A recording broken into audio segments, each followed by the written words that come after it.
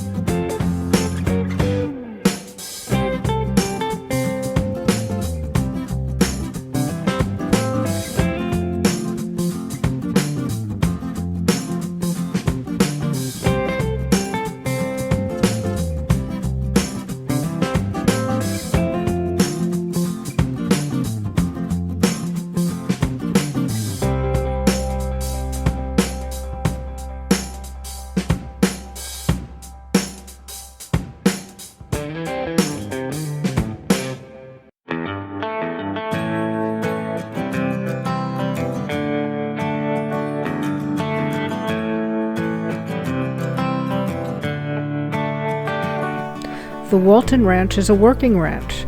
Look at all the cows and calves. They're much closer than they look on camera.